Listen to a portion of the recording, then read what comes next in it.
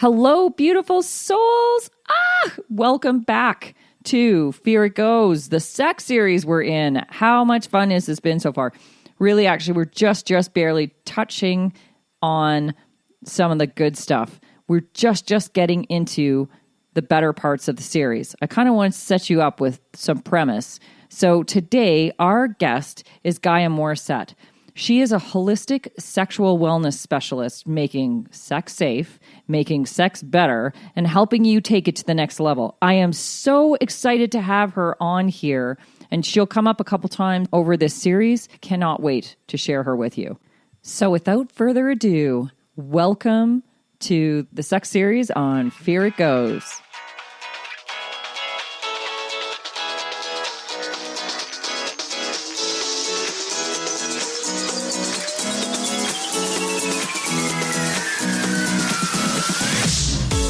Welcome to Fear It Goes, the podcast all about taking your fears with you and doing it anyway. I'm your host, Brandy Taylor.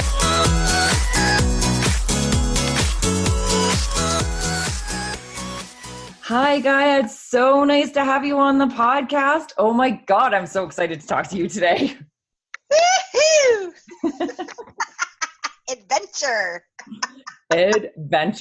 So Gaia is part of our 6-part series on sex. And yes, we've had numerous conversations about whether or not there should be more than 6 parts. Because sex is such a fun topic. Oh my God, it's so fun and so troublesome. Well, not really. Not really. Not if you're doing it well and right. And that's why we're here today. We're here to discuss some of the things that make life so much better. And with that, I think that's a great lead into the discussion around sexual wellness and how we might aspire to, well, I don't know if aspire would be necessarily the right word, but to find that in our lives. Beautiful. Okay. So am I taking it from here now? Yes, you are. All right. So I'm a holistic sexual wellness specialist. So my jam is all about sexual wellness. And often people come talk to me and they're like, well, what is sexual wellness? And what I've found is that there's 5 aspects to human sexuality. And the first, so I'm going to name the 5 and then we can dive in deeper into each one of those aspects. So the first one is play. The second one is sensuality. The third one is sexuality. The fourth one is exploration. And the 5th one is the sacred. I love these already. Aren't they juicy? Yes, they are. So often why I found these 5 aspects is because I kept having clients come see me and we kept having the same conversations and it just kept falling into these same categories no matter what we were doing. And so play, let's start with play. Play is where we feel safe. So when I used to work I used to actually be a pottery and drumming teacher before I did this work full time. And I did that for like 15 years. And so I spent a lot of time with children, teaching children. And what I started to notice is that the children that felt safe were really good at playing and being creative. The children that didn't feel safe had a really hard time surrendering, risking, feeling like testing out the waters and being able to play. And so I started to notice between that and adult sexuality is just a continuation of our play, of our development. Oh, and so much of our adult life is just a continuation of our childhood. Exactly. Yes, it spills out in all areas. It does. And play in the bedroom is our playground of imagination, possibilities, all sorts of great things happen. But you need to feel safe in order to really, truly do that, to be able to really enjoy that and risk. So we spend a lot of time in the play department, okay? And all dealing with anything that is preventing you from really leaning into that to being things like, here's a great, what I mean by that. You're so worried about what you're going to look like when you're having an orgasm that you actually stop yourself from having an orgasm because you're afraid that the facial expression you're going to make is going to make you look stupid or silly. Really? Wow. I wouldn't have thought that would be an issue, but. Or you're so afraid of what your body's going to look like. Yeah, I could see that one more. Right? That you're trying to control how your body moves while you're being able to have orgasmic possibility, which, by the way, when you're trying to control your body, you can't have orgasmic bliss. They don't go together, right? That's just bad. Yeah, right? So, and then also in that risking factor, in that play, in that imagination plays, we really move into sex as adults a lot of times in this really like stern, serious space. Like it's like serious business. Like you're not allowed to laugh. It's not allowed to be fun. Don't talk. Don't talk. Don't talk. Don't look. Don't look. Ah! And all of those thoughts and feelings. So if you're listening to this and you're like, oh my God, I do those things. Don't worry, you're not alone. That's part of our culture that we've been taught. And a big part of that is not feeling safe. So learning to drop into what it feels like to be safe is an important piece to be able to do that. What would be, okay, so an example of like, what would be a good way for someone to feel safe in that environment? Okay, so one thing that I have this exercise that when I tell you about it, you're going to be like, and people listening, like, that's crazy, Gaia. Love those. Bring it. But I promise it'll work, okay? So a big part of, unless there's trauma. So if there's trauma, then there's a whole other stuff going on there, right? And then if there's trauma, please reach out to somebody that specializes in helping you move through that trauma to heal that, okay? But if there isn't trauma and there's just self-conscious and self-awareness in this like insecurity stuff happening, and like you're afraid you're going to look at and what they're going to think and blah, blah, blah, and you can't use your voice and all that kind of shit, then this exercise works really well. Called the wild turkey. Right? So, new lover, current lover, old lover, doesn't matter. The way you approach this is to say, I really want to surrender and like have an epic sexual experience with you, but I'm feeling insecure in this moment. Will you do this exercise with me? And usually our partners are like, oh, all right, that sounds like we're going to get wild or freaky. Sure. Right? So you're gonna look at wild turkey. It's called the wild turkey. So you're going to look at each other and you're going to go like this. You're going to stand in front of each other and you're going to do the wild turkey. Now, Brandy, do the wild turkey with me. 1, 2. That is so funny. I really wish you guys could see this because it is hilarious what I am witnessing right now. So funny. So funny. Okay, can you do that? Do that. Okay, ready? That's fantastic. When you're listening, pause for a second and do the wild turkey with us. Okay, ready? 1, 2, 3. Do the wild turkey. All right. Love it. Now, when you do that, there's a whole bunch of things that are happening. Okay, so I'll explain why it's really important to do. 1, when you do the wild turkey, let go of this expectation of being serious and you can giggle together with your partner. And now that you just wild turkey together, you don't really give a shit anymore about what your face looks like. And you really don't care about what your boobs are doing when you lay on this way. And whatever primal sounds that your body wants to make when you're having an orgasmic release, you don't care about those things anymore. They're all gone. In one moment of ripping off that Band-Aid, it's gone. Thank you, wild turkey. Wild turkey. All right? Wild turkey. That's right. Now, the second thing that helps is that it helps to open up your throat chakra. And when you're opening up your throat chakra is how you can communicate, which from a sexual standpoint, guess what? Important. Very, very important to get your sexual needs met. Yes, because people cannot guess what we want, what we like, what we don't, and at no point should we ever be in an experience where it's like, well, I'll just muddle through this, or I'll just, suffer through this, or I'll just whatever. No. Use your voice. Use your voice. Yes. And it's really hard to use our voices when we're so afraid of the other person's reaction to it. And Yep. so when we do that wild turkey, both people are now on the same playing field. Or if you do the wild turkey and you're having group sex, everybody do the wild turkey? I don't want to be moment, okay? So it's important, right? So everybody do the wild turkey. Everybody's equal. Everybody can communicate. It releases a lot of stuff. Super fun. And it's fun. It is fun. It's really, really fun. It kind of also brings up that sense of play and silliness, which then can bring into now the sex play that you're going to do. I will say that was very fun when we did that, and I couldn't help but laugh, because you can't. When you're watching your partner, you can't help but laugh, and you can't help but laugh when you're doing it. So it's a really lovely back and forth. Yeah. Yeah. Okay, next on our 5 aspects, we got sensuality. I love it. Sensory awakening.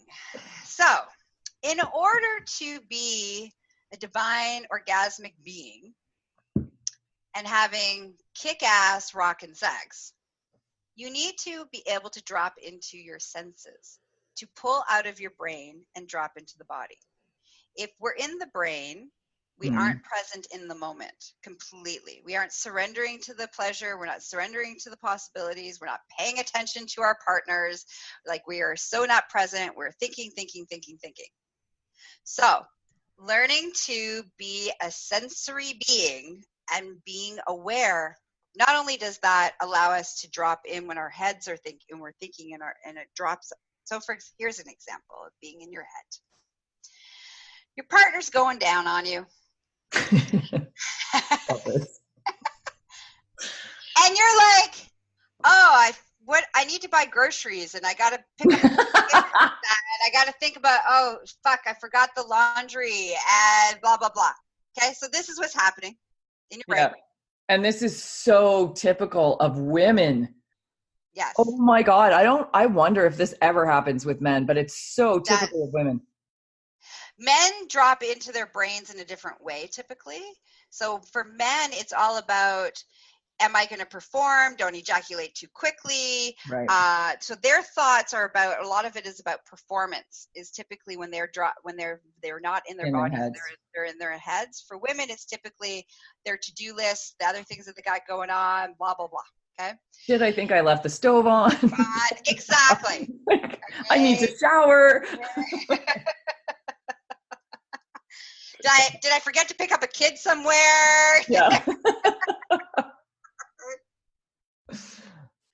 So learning to practicing sensory awakening and awareness and mastery, what this does is it allows us to, when we are in sexual activity, to drop out of the brain and into the body. The other part of that is that when we are typically going through in our North American culture anyways, we are all brain. We're going through the day, we're doing our stuff, we got our list, we got our things, blah, blah, blah. We miss all the pleasure possibilities in our day. All the little sensory pleasure moments, like drinking your coffee in the morning, having that shower and feeling the water run over your body, smelling that soap as you put it on, walking outside and between your house and your car and smelling the air, feeling the sun on your skin. All of these are pleasure sensory moments that you miss. That's very interesting. It's almost like we just take these things for granted. We do. We do take it for granted. We aren't aware of it. Yeah. So what the big major problem in the sex department is that we aren't in a mild arousal state. All those pleasure sensory moments keeps us like happy and excited and attached to our bodies, and those are like moments. And when we have no moments throughout our day, and all of a sudden our partner's like, hey, I want to have sex. You got to go from 0 to 60 because you're not in your body. You've been in your brain. You have to drop into your body. There has to be all this work that happens. It takes a longer period of time to get there. You may not even fully get there, and the sexual activity may be over by the time you actually get there. So the more aware you are of your sensory stuff during the day, the closer your arousal levels are, your libido is, the higher your libido is. All these things are improved because of that. Right. Which would make sense because it's awareness is everything with everything we do, whether it's awareness of thoughts, whether it's, awareness of thoughts and how this feels on my skin. That sun feels so good, so wonderful. Or I love the way that like yesterday I'm out and there's a beautiful blue sky before the storm came in, and beautiful blue sky and the green trees, and the contrast is stunning. And I'm aware of this, but I could easily walk outside and just be outside, not really paying attention to any of these things. And those are incredible stimuluses that we get that we may or may not be aware of, for sure. Exactly. So so that's the piece of, so now an exercise for all of our listeners. All right. Ooh, sensual exercise. I have a few of these too, but I probably shouldn't talk about them on this podcast. All right. So I call them sensory awakening. So you set your alarm to twice a day. And what you do is when the alarm goes off, you drop into one of the 5 senses. Smell, taste, touch, sight, hearing. Right. And you drop into it for 5 to 30 seconds. Now, often what will happen is people are like, but it's going off when I'm in the middle of something. That's actually when you want to do it, is when you're in the middle of something. Right. Right? While you're in the middle of a business meeting, there's no reason that you can't have one of those 5 sensory moments. And in that moment, you will find that you become more aware of your surroundings, more aware of what's happening. It heightens every possibility. And then the more you do that, the easier it is when you're now in bed or wherever you're having sexy time. And next thing you know, you're like thinking and you're like, oh, wait, I'm going to drop into the sensory of touch. I'm going to feel all the feelings and the sensations that are happening in my body. I'm going to drop into all the sex sounds that I'm hearing right now, and I'm going to drop into that. I'm going to open my eyes and look at the contrast of my lover doing whatever my lover happens to be doing in that moment, right? Mm-hmm. Things will drop you out of your brain really quickly and into the body. So that's kind of the progression of that. It's funny because I find voice is one of those things I absolutely love and pay attention to. The cadence in someone's voice, it can be so arousing and like not necessarily sexually, but it could be. But there's so many things that you can gain just by listening to someone's voice. So I get what you're saying about the 5 senses and really being able to drop into any of them in any situation. Because even in a business meeting, there might be something in that voice that is soothing or that you find really comforting and beautiful or opening or connecting or yummy. Or you may see something in that business meeting that you've never noticed before. Right. You may hear things. That you never noticed before. Right. You may be able to taste your coffee and be more present in that moment while you're having that. You will be able to listen to the person who's talking better. Yep. When you communicate, you will communicate more efficiently because you will be more focused and more present in that moment. You could also be picking up on how your body is responding to the words that are being stated in front of you. So you're in that meeting and someone's saying something and your body is resonating those words. And you may be completely unaware of that. So that moment actually is a really great moment to say, yes, this feels like truth. No, this feels not like that. There's so many things that you can pick up in the moment. Yeah, of awareness. Of awareness. And I think it's important before we go on to the next 3 that I want to talk a little bit about pleasure. There's actually 4 types of pleasure. There is sensory pleasure, like what we're talking about now. Yep. There's emotional pleasure, which is those things that bring you so much joy that you're like, oh my God, I just gotta ejaculate because I'm just so happy. I'm gonna explode. explode in a I'm going to explode. Yep. right? And there's then, which leads us into orgasmic pleasure, which is a combination usually of either sensory pleasure, building to an orgasmic release, or emotional pleasure to an orgasmic release, or a combination of emotional and sensory pleasure to an orgasmic release. My favorite. And then the fourth type is chemically induced pleasure, which I just need to mention because, with chemicals and drugs and things like that, that's an external stimulus that can create pleasure responses in your body. Right? Of course it can. Absolutely. Release of dopamines, endorphins, things like that. Yes.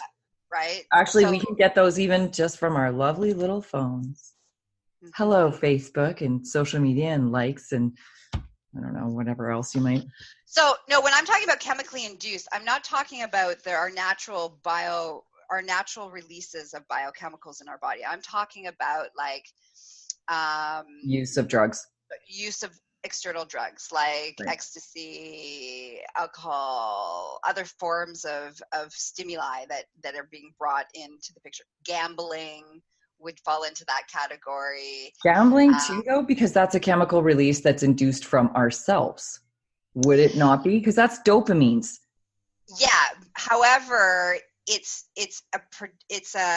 something that you're doing to create that response. So yes, gambling is on the fence. It's on the edge, but a lot of addictive behaviors will create. So I would say that more in the realm of addictive behaviors fall into. So I was saying, honestly, as much as that I said the phone, and that sounds so, it's the exact same thing. There's massive, what happens with any of these Snapchats or likes that are being given and things like that is you're getting a dopamine hit, and that's the addictive behavior. So when we get dopamines regularly, we are truly like an addict seeking out the high of that dopamine. And when we don't have it, we don't feel okay, but that's not our okay level to begin with. Our standard or our base level is no longer accurate because we've just been constantly hitting dopamine. So now we seek it because we don't feel okay. And that is the addictive behavior. So Okay. So when I talk about pleasure, unless I'm talking about orgasmic pleasure, right? I'm very specific on those things. So I just wanted to identify those. So our sensory pleasure, our emotional pleasure, and our orgasmic pleasure. I mentioned the chemically induced pleasure because it's a thing, but it's not one that I highly recommend because there's short-term and long-term side effects that will make it challenging for you to actually be able to produce those biochemical responses naturally in your own body by engaging and connecting and having intimacy and things like that with people. Right. All right. So sex, we're into our sex part. All right. Sexuality, aspect number 3. Woo! So sex, woo-hoo! So sex is about ultimately surrendering to all of the sensory pleasure to allow yourself to have orgasmic pleasure. So orgasmic pleasure exists as a byproduct of the other pleasures that we talked about. Right. It's not the goal. So in that realm of that aspect, I spend a lot of time with clients letting go of the expectation of orgasm being the goal for any sexual interaction. Right. Pleasure becomes the goal of any sexual interaction, and orgasm is the happy byproduct of that. This is where edging comes in. Yes. But that's for our other conversation. Yes, it is. We'll talk about this on a further podcast. Yeah, we'll get into a lot more detail on some very juicy things. Yeah, yes. I agree. So that's all about the surrendering and allowing the pleasure to build and build and build, and then releasing your orgasmic possibilities. It's also where we start to really develop our ability to let go and allow instead of forcing and making things happen. So there's okay sex. Well, there's bad sex. Oh, there's bad sex. And then there's epic, mind-blowing sex. That's right. All right. Now, Bad sex lives in the realm of making, enforcing, and controlling the narrative. That's where bad sex lives. And no communication and no fun and people are just going through the motions. It becomes mechanical. And people have a move, and it's the move that they use once, and they're always using that same move and all these kind of things. Okay, so that's the bad sex realm. The okay sex means that everybody kind of got off, like they had like a little baby orgasm, maybe what they think is an orgasm. What they think is an orgasm, right? And so that's where that lives. But in order to get to the realms of epic and mind-blowing, you actually need to drop into being able to surrender to the process and surrender to all the orgasmic pleasure possibilities, and allowing it to build and build and build, and let go of the outcome and the goal orientation of it. That's where we live in that realm. It's funny. I'm listening to you and I'm thinking like there's such a correlation, but I really do believe. Okay, let me back up for a second. There's such a correlation between sexuality and the rest of us. But I do believe that is a very big element of who we are. And there are 5 elements, and sexuality is one of them, and we can't suppress it. And when we do, it's harmful to us in so many ways because it's a flow of part of us. But just thinking about being able to surrender in our lives, whether it's through sex, whether it's through an experience, whether it's through pain that we're experiencing, this is a need for us. We need to learn how to be able to surrender, because in those moments when we do surrender, we benefit tenfold from the fight, the resistance that we have put up so often in our lives that makes everything a struggle. Mm-hmm. So surrendering allows us to really benefit and move forward and experience mind-blowing life. Yes. Right? Regardless of whether it's through a sexual experience, a physical experience, a mental, emotional, or spiritual, it's mind-blowing when we do surrender. Yes. Which, in order to surrender, that brings it back to the play, which is safety. Feeling safe is a big deal, and is being able to. That's the key ingredient in order to allowing ourselves to let go and surrender. If the reason that we take control and we are control freaks and we want to control the narrative is because we don't feel safe, which is a primal need. The feeling of safety, it's a primal need. Mm-hmm. It makes me wonder too, if it's one of those, I think that there's pillars of who we are. And one of them is, I feel like I'm enough. I feel like I'm loved, and I feel like I'm worthy. And in that space of sexuality, how does that relate into our ability to surrender and let go and be playful and trust? And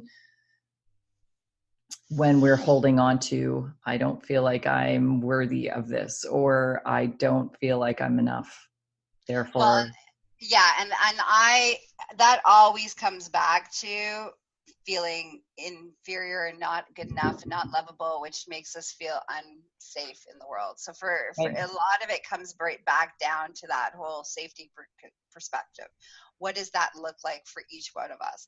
How do we get to that place of, I am solid in who I am, in this trusting of who I am. I love who I am unconditionally and accept it. And I trust that I can make the right decisions that's going to best serve me. When we drop into those places and we can really feel that, then that's what safety is. And it's not about the external things around us. It's about the internal within us. And so when we drop into that place of that learning and healing and releasing and letting go, all that stuff, so that we can be like, I trust who I am. I trust in my abilities. I trust that I can handle anything. When you drop into that, that's the game changer. It's also us knowing that we are seeking through ourselves, not through others, right? So when I'm in an experience, when you're in an experience, when someone is in a sexual experience, they're not seeking that validation or whatever through somebody else. They're good with themselves first. Yeah. Which I'll circle back once I do the other two. I'll circle back to that conversation about the importance of our own hot, wild, crazy, sex complete life with ourselves, and how that shows up within our ability to be epic lovers with others. Awesome. So, okay, so that's sexuality. So then exploration, which on a personal level, I shouldn't have favorites, but this is my favorite. Exploration, this is where we go from like vanilla sex to what we really desire. So we got kink, we got alternative lifestyles, we got swinging from the chandeliers, we got all sorts of freaky shit. This is where this lives, okay? And the beautiful thing about this state of exploration is that, one, you get to really deeply explore your truth of who you are and what your true desires are.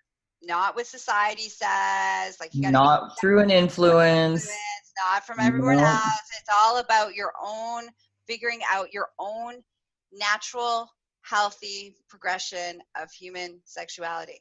Right? And it doesn't mean that you will go all the way on any spectrum. You could be very happy in vanilla, and that is truly who you are, and there's nothing wrong with that. There's nothing wrong with that, if that's who you are. Yes. However, I'm just going to say this. In my experience, true in what I do for living and what I see, that when you heal those places of influence, and shame and guilt. Shame and guilt and trauma and all those things, who we are as a sexual being cannot stay in the vanilla.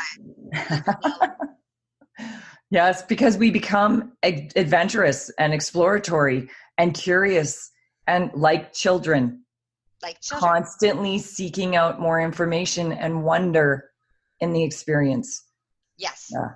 So I say that my experience is that if you heal that stuff, you have no choice other than to become an explorer. And once you start to explore, you can't help yourself, and you just continue that adventure. So awesome. So this is also a really good phase or aspect in which we start to really build our communication skills, not only of knowing of ourselves, but now communicating those needs to others. And this is where deep intimacy really gets built within partnerships, within relationships with others. Because when you understand who you are, you come to terms with who you are, and you go on an adventure with somebody else, there's this deep, deep knowing and this deep, deep trust that is built in that space that does not exist in vanilla. It doesn't, and it also really doesn't exist in like normal kind of world. It's like you need to go into that vulnerability with a partner, and that happens in the realm of exploration, right, and surrender and communication, right. And so I always say this: if you can tell your partner and have a conversation about, honey, I'd really like you to spank me with a rubber chicken while wearing a tutu. If you have that conversation with your partner, then you can talk to your partner about anything. Finances, the future, retirement, your will, your child rearing. You can have a conversation about anything when you can learn to navigate those deep desires, which are the deepest parts of ourselves, the most vulnerable parts of ourselves, and we can have that conversation. We can talk about anything after that. I had never thought of it from that perspective, but it's so true, because in vulnerability, that's where we find the connection and the innate ability to be able to really communicate about anything without fear. It's in our vulnerabilities with each other. And those are moments of vulnerable when you're dressed in a tutu, spanking someone with a freaking rubber chicken. I love it. I love it. All right. So yeah, so that's what happens in that aspect, which is really, really important part of our own development and our sexual wellness. And then the fifth aspect is the sacred. This is where we learn to drop into sacred sexual practices. So you have Tantra, you have Taoism, you have many sacred sexual practices all around the world, sexual magic, all these things. It's the concept, fundamentally, it's the concept that sexual energy is the equivalent, it's the same thing as life force energy, creation Yes, energy. it is. And when you're able to understand that, move in that, harness that, create that, you can focus that into all aspects of your life, not only from a physiological benefit, but also emotional, spiritual, psychological, as well as for the greater good of the universe, being able to see divine. There's all sorts of awesome things that happen in that realm. But, and this is really, really important, and anybody who doesn't tell you this is fucking lying to you. Okay? You must clear out and look at those scary, dark, uncomfortable places. Yes. You don't get to see God and have enlightenment without embracing all that it means to be human. Yes. And so if you're like being sold this bill of goods of, and I like to call it the bliss bunny syndrome, that you're basically going to be able to be like, I'm going to be all enlightened and have blissed out, and I'm going to be orgasmic all the time, and I'm going to see divine and God, but I'm not going to deal with my fear of, or my insecurities, or my fear of failure, or all these things. Guess what? The roots, the core thing. You need to be able to heal those, work through them, look at them, heal them, release them, and move through it in order to be able to be in those higher states of consciousness. I couldn't agree with you more. I had that experience. I've had that experience a few times, but last year was my big one. True enlightenment hit with 100% understanding of what that is, what it means, and what we are. And you do not get to that level of understanding without dealing with traumas, the darker sides of our childhoods, and what it's the residues it's left in our lives, and how it carries forward into patterning. And it carries forward into patterning, and all those roots are based there. And then you have the cascading effect throughout your whole life of experiences that all stem from the beginning. So when you learn those and you learn to release those, life is mind-blowing. It is. But you can't, like I said, you can't get there. Can't. No. No. Unless you do that work. And anybody But I will say this. If there's one thing, and this is why I designed the program I did, this is why Align Now came after I was awakened last year. It came into play because this is a misconception. People think they need to relive traumas over and over and over again to be able to release them. And that's not true. That's not true. And actually, it's actually more damaging. And what it's doing is it's just enforcing the neural pathways in your brain, which are holding on to it to begin with. You don't want that. You want to know the root, but you certainly don't want to relive it. And because for us to be able to release, whether it's, well, actually, you're going to release it in two ways. For us to be able to release it both mentally, emotionally, and physically, I guess that's three ways. There's some steps to that, but honestly, it's not about reliving it 50,000 times. And I'm not going to bash talk therapy. Some people find that very helpful, and some people get through things quite quickly that way, and others do not because they get stuck in the reliving. So just know that there's other options to release serious traumas in life that do not require you to constantly rehash it and emotionally experience it again and again and again, because that's really unhealthy for us. And then we don't get to have the crazy awesome sex and the crazy awesome everything that is us. Yeah. And I concur. In the work that I do, I work the same way. It's about, let's clear this out, move through it. You don't have to relive it. Staying stuck in that place is not actually helping us move through it. It's reinforcing It just reinforces. Yes. And it creates more trauma. Yep. While you're healing of the trauma. So yes, I concur 100% on that.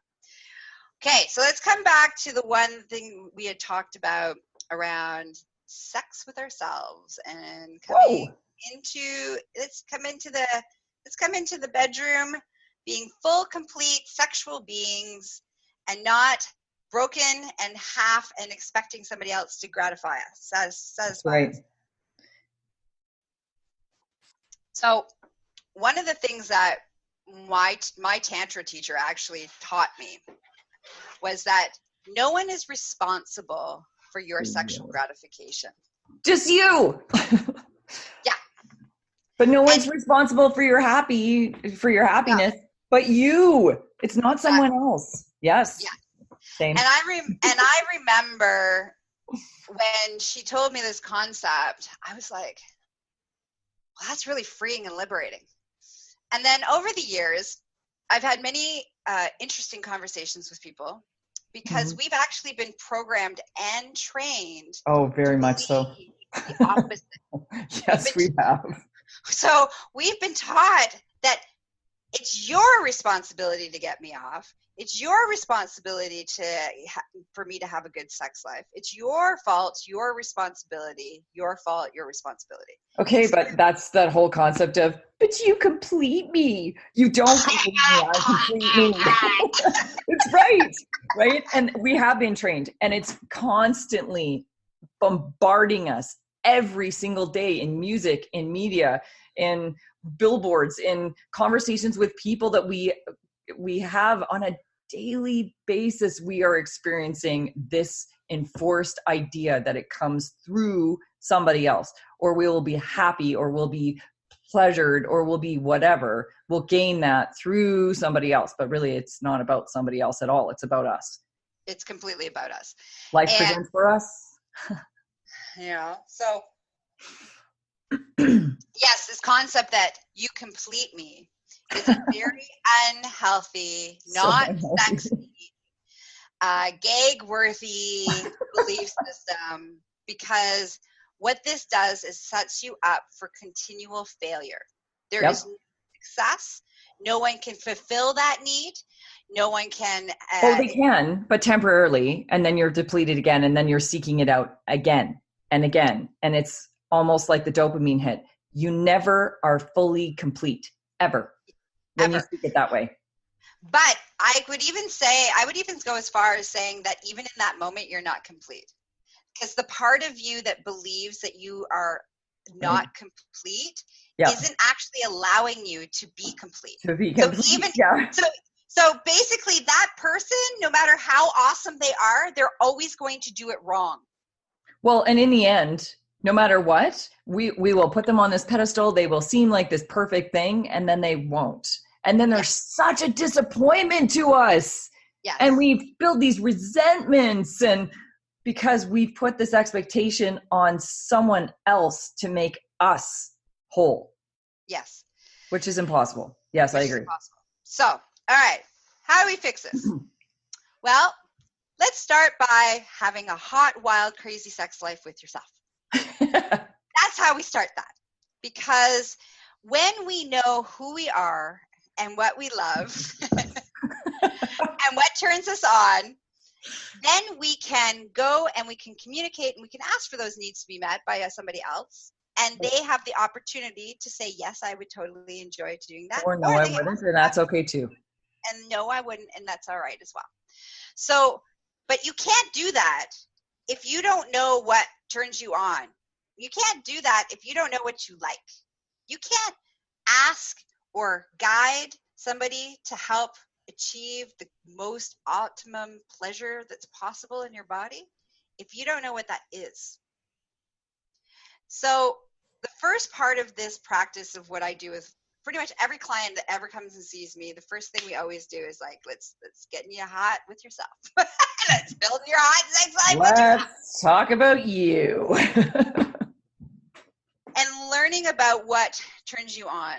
It's also the opportunity to awaken your spank bank, which is what I like to call our Rolodex of fantasies. It's in this place of play and imagination that we feel safe to explore different possibilities, different concepts, different ideologies that we societally might have said, this is bad, wrong, blah, blah, blah, dirty, all this shit Right. that's Oh my projected God, on. I'd be a whore if I did that. Who Yes. determines you would be a whore? Yes. Who determined that? And at what point does that make you a whore? Unless you believe it. Well, and then there's this thing of, well, what's wrong with being a whore? That's right. Like, there's so many questions that arise from these ridiculous beliefs that have been imposed. Yes. Exactly. Right. Which leads us into a whole different conversation about slut shaming and which we'll talk about in the next one. Right. Exactly. So it's time to discover what you like in your body. How do you like to be touched? What sensations do you like to be touched? And also to move away from the genitals. Right? If you've had an orgasm already, you probably already have your orgasmic pattern. You already know how to get yourself off in that particular exact same way. Same location, same position, same body position, same thoughts. It's systematic, right? Now it's time to go as an adventurer on how can you wake up the rest of your body? How can you wake up all the other erogenous zones that exist in the rest of you? Did you know that you can have an armpit-gasm and an knee-gasm and a toe-gasm? You can with your hands too. Yes. Your whole body has all these wonderful erogenous zones, which are clusters of nerve endings that are close to the surface.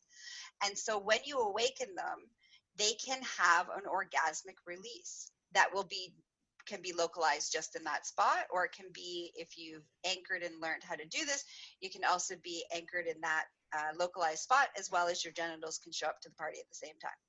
And then you can have full body orgasms, right? There's so many orgasmic possibilities to be had, but the only way that you can have them is if you start to learn what they are with yourself, without the fear, the judgment, all of the trust issues, all the things that come when we have relationships with other people.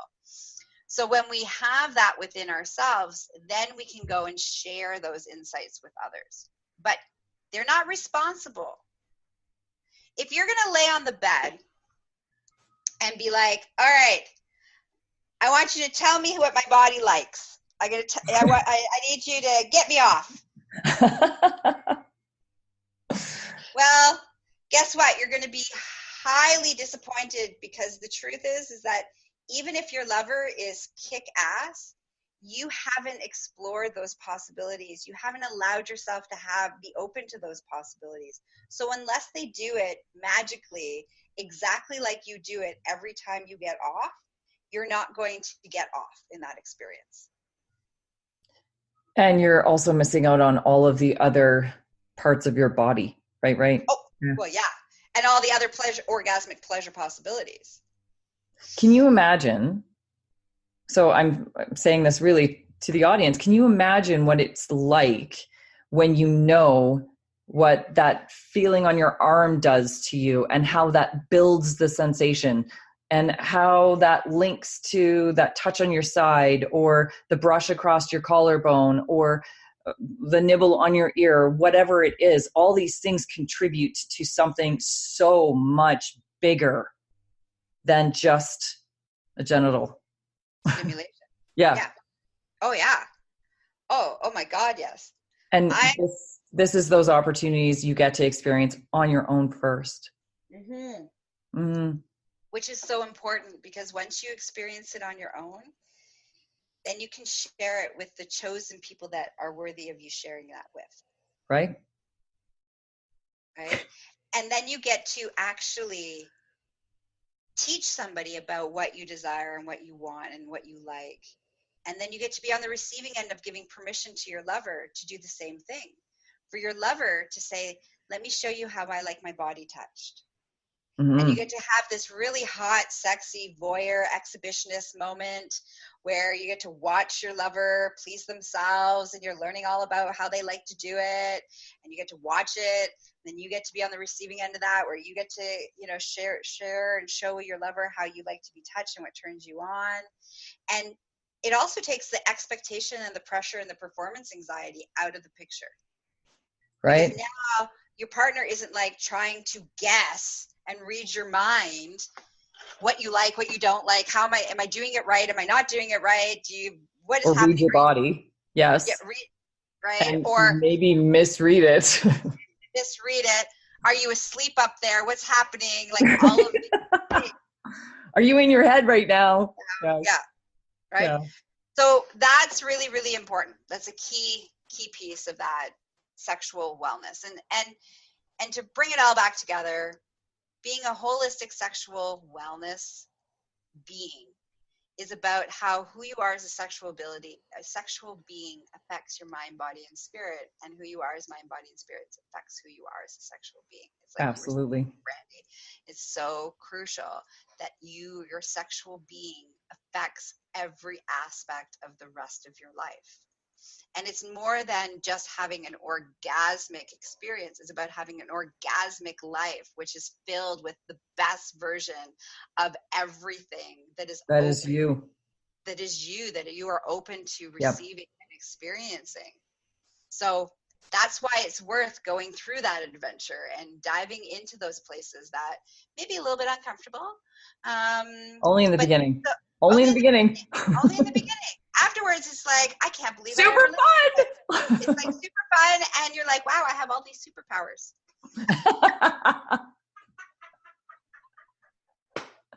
I love it. And it's so true, because in the beginning you're fighting through, because it's like any other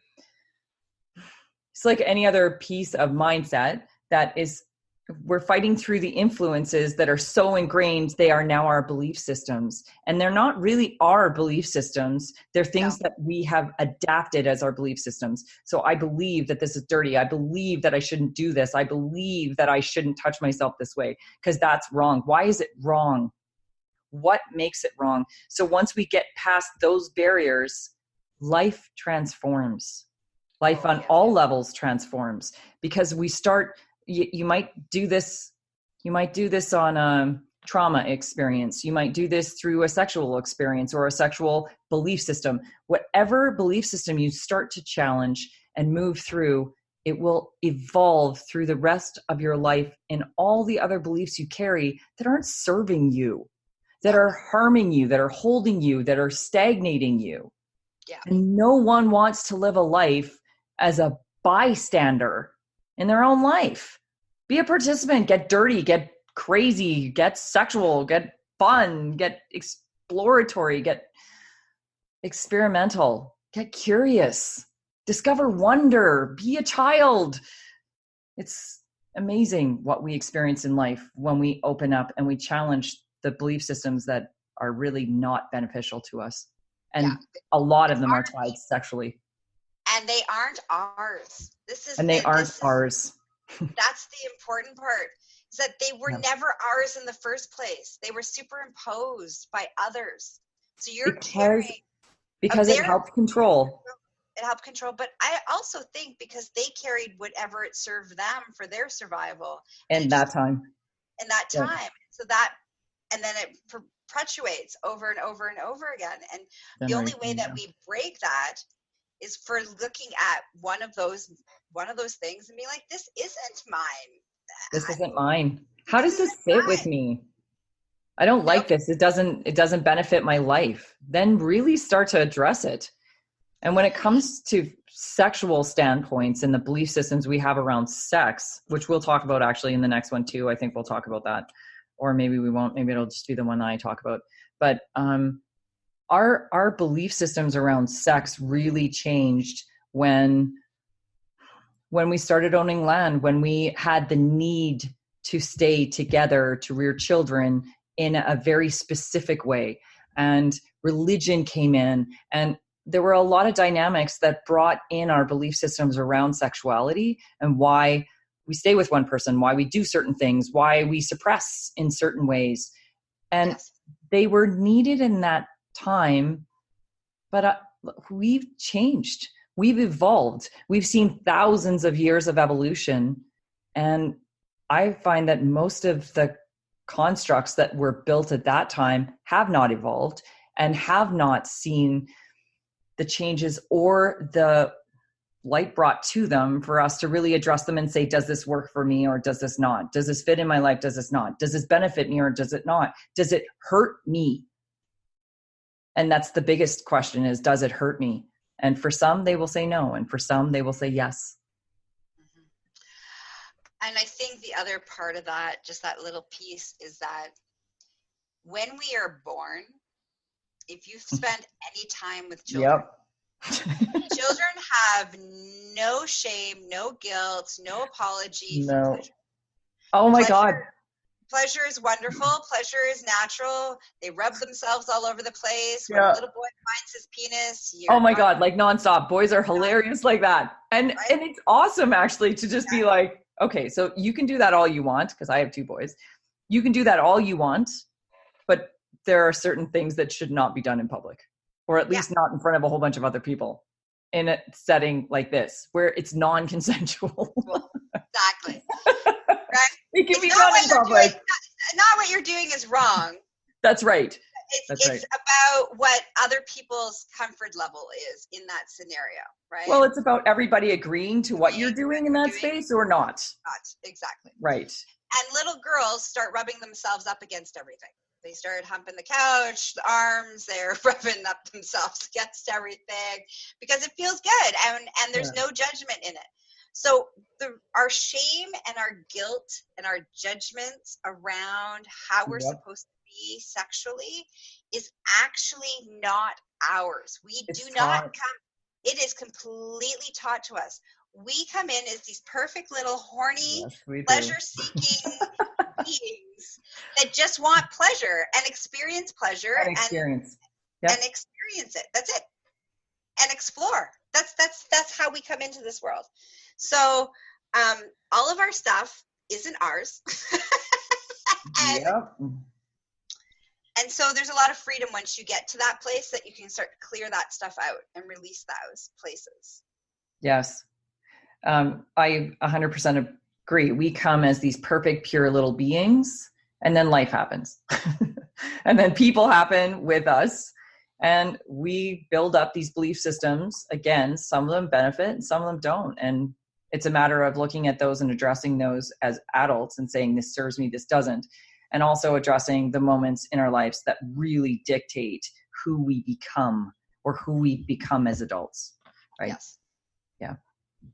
I couldn't agree more. Little boys and little girls are so funny when they're within their first 5 years, the things that they will do. And the sad part is, as parents, and I know because I'm a parent of 2 boys, and I just said that, like I have had these conversations with my boys, but I really don't believe in shaming anything around sex. I want them to feel grateful and happy and have fun with that, and excited about that. So we just discuss, this is a totally normal behavior, or you can do this and enjoy this, but just understand that there are certain environments that's appropriate in, and there are certain environments that is not. And instead of saying, no, Tommy, no, Susie, don't do that, that's wrong, because then we're shaming and guilting them and telling them that this experience is wrong. And that's the last thing we want to do as parents. So to any parents out there listening that have kids, really think about the way that you address your children with sexuality, because this is a big part of who we are, and we don't want to feel shame. And I can tell you that pretty much all of my clients come to me because a major reason behind that is parental shame. Yep. They got caught masturbating. That's a common thing that creates a huge resistance for the rest of their sexuality and their sexual development. Yep. So it's really, really important how we address it. Even if you feel panicky within yourself because of your own stuff, because that's what happens. We kind of react. We come to that place of reaction. Yep. I always suggest to parents, take a deep breath, walk away for a moment, take a deep breath, and be like, okay, now come back to it and have a conversation. Because even if you say the words, that it's okay, but you're moving from this place of anxiety and stress and trauma within yourself about it. You're triggered in that moment. That energy will come through the tone in the words that you're using, which will imprint in your child that what they're doing is bad, dirty, and wrong. So one thing that I noticed I was just going to say, even if you don't say those words, right, if you are feeling that because of your own reaction, right, that is what will come through. Of course, because kids pick up the energies. So I think this is really important to address too, is when we are experiencing a decision, whether it is like about sex or anything really in our lives, our decisions are quite simple. They're a yes or a no. It shouldn't be like a really horrible attachment to the I want to try that or I don't want to try that from a sexual basis. I think it's just more a matter of, yeah, I think that sounds fun, or I'm curious about that, instead of that feels wrong, or because that's an influence. It's a belief system that's been enforced, or it's a shame. Okay, from arousal standpoint, though, I think we'll revisit that in our next conversation. Because that's all intertwined in our arousal response stuff going on. Right. Like there's things that I look at and I think, no, I don't, like that doesn't interest me. I don't want to do that. But I don't have like this crazy emotional tie to it either. That's like, oh my God, I can't do that. Do you know what I mean? Yeah, we're going to talk more about that though. Because there's stuff there that there's stuff. So we'll get into that. Not this time. Not this time. Okay. Write that down because we do need to talk about that because that's an important discussion. Because I have now gotten to the point with many things in life where I understand the attachment or the detachment from the decision-making process. Like where I'm making the decision from. Am I making it from a belief system, an influence, a lower grade emotion, or am I making this from a true state of, nope, this works with me, or no, it doesn't, or it aligns with me, or it doesn't. So I really want to venture into that conversation later. Yeah. that there's normally I would completely 100% be on board with that in all other aspects. But with sexuality, there's this weird little thing that happens. So we'll explore that. Oh, I can't wait to. Please write that down. I did. Awesome. Okay. All right. So let's end this conversation because we could just keep talking and talking and talking. Who wouldn't want to talk about sex all day? That's why I do my job. I love my job. Seriously. I could talk about sex all day. We should do a podcast. Okay. So can I give how people can find more of Yes, me? Absolutely. How can people find you? All right. So the best way to find me is at succulentliving.com. Say that again. At what? At succulentliving.com. Okay. With 2 C's. You can find me on social media under Gaia Morrissette. And you can listen to my juicy new podcast called My Orgasmic Life. I love it. I haven't heard your podcast yet. Damn it. I got to get on board with that. Well, it was just recently launched, so it's like 3 weeks in. So, but it's going lovely. It's lots of fun. I can imagine. I love it. For Orgasmic Life. Because life is meant to be orgasmic. Life is meant to be lived and enjoyed and adventured. Exactly. So thanks for having me on, and I can't wait till our next juicy conversation. Oh, I can't wait till that one either. So in our next conversation, we are going to talk about BDSM and what that really means inside the community, and a lot of the myths and misunderstandings around what it is and how we can utilize things within it to really expand ourselves. So I'm super excited. Yeah. And that to really understand that BDSM happens in your everyday life. Yes, it does. And how it's not always about swinging from the chandeliers and the extreme. It's actually a lot about the subtleties. And so we'll dive into the logistics around all of that. Remember that word I kept using? Surrender. We're going to talk a lot about that in that conversation about how now it actually plays itself out. Yes, and it's extremely important. Yeah. And very fun. Right. Great. Thank you so much for coming on the podcast. Can't wait till our next conversation. Thanks for having me. Bye-bye. Bye, sweetheart. And as you can tell, it's always fun with Gaia.